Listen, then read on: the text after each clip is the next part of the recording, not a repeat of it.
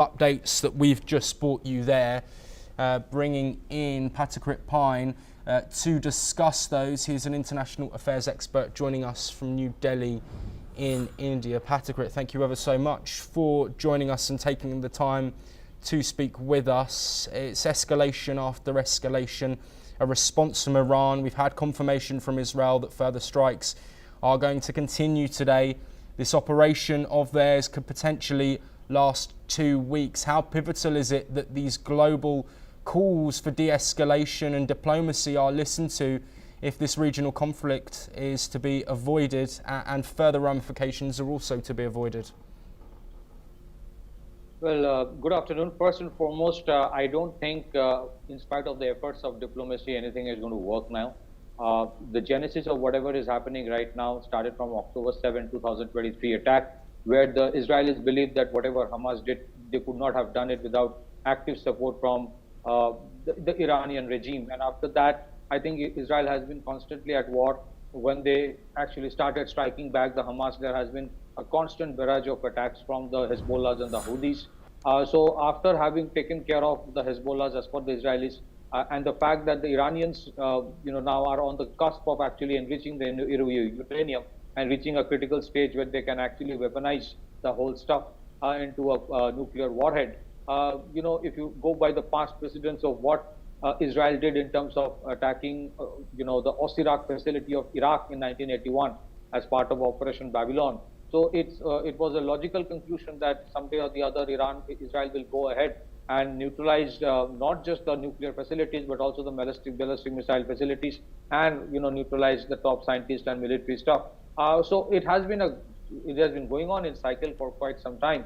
But I think today's Iran is also not what it was 10 years, 20 years back. It also have formidable ballistic missile capability. So you saw yesterday night there has been a barrage of attacks, probably in the civilian areas of Israel, which did do quite a bit of damage. And it also, vindicated that Israel's Iron Dome, in spite of all its capability, have not been able to intercept all the ballistic missile, and which generally is not possible either.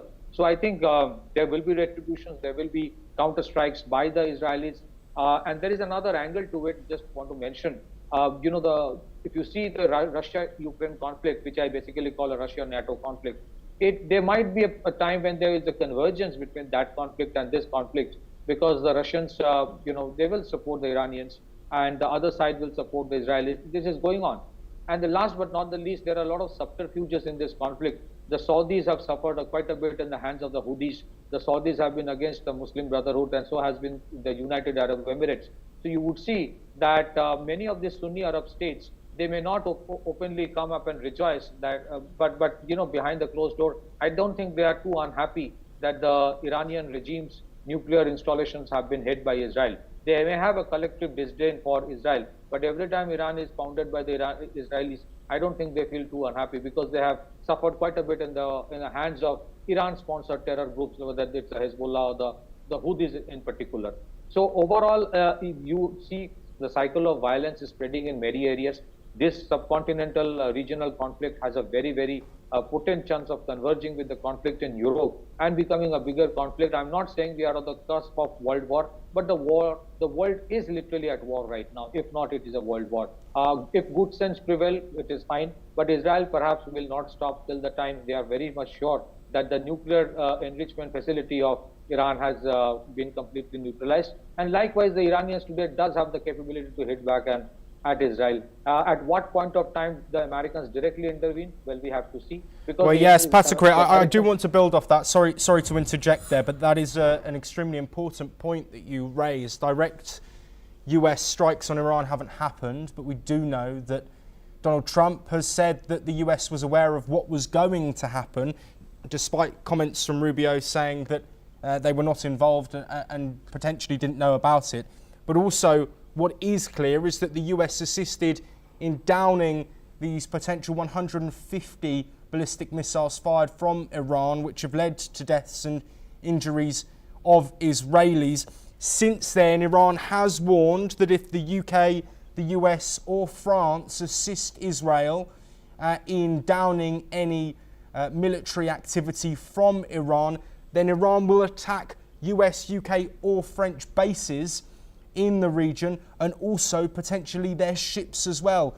How much of a risk is there if there's Western intervention in this conflict that it could turn into a wider war? Well, it is highly unlikely that the Americans are not involved in it. They would not officially name it because of the fact of plausible deniability. It is true that the Americans may not be directly involved in the offensive operation, but a large number of, AWACS of the Americans were on the sky to give all kinds of reconnaissance and surveillance support and target acquisition support, which is called the ISTAR, intelligence service target acquisition and reconnaissance. So they had this entire fleet of AWACS being on the sky in that entire region, and they were supporting and assisting the Americans. And likewise, as you rightly mentioned, the Americans actually did a commendable job in terms of intercepting the Iranian missiles. So I think the target of the Iranians now would be that they would try to bring the Americans directly into the conflict by targeting American installations and bases, potentially most likely in Iraq first, and then probably in the rest of the regions. What happens is this: the moment the Americans get directly involved, the dynamics of this conflict, where there is still, as of yet, a subterfuge wherein the Sunni Arab states are against Iran having nuclear weapon, that dynamics completely changes, and then it becomes a conflict between, what the narrative becomes one of the Muslim world against America and Israel. So I think the Iranians will be desperate to bring the Americans directly into the conflict. So far as targeting of American and other assets in the Red Sea and other regions are concerned, well, that's already happening. The Houthis have been targeting ships of different kinds, the British ships from October 7. That has been going on, and Houthis or Hezbollah are nothing without the support of the Iranian regime. So I think it is a very complex issue. It has been escalating from the time of October 7 to the point where today the Israelis have reached targeted the nuclear installation of Iran. And I don't think it's going to stop here. I think both the countries and also the region is reaching the point of no return. I am not saying that ceasefire may not happen. All I'm saying is that even if there are ceasefires, there would be sporadic violence and cycle of violence starting all over again at any point of time, as you have seen. In case of the Russia-Ukraine conflict, ceasefires are announced, and within a month, conflict of a higher proportion starts. So if you look at what is happening right now, it's a situation where I am not saying nobody is in control, but nobody wants to back down.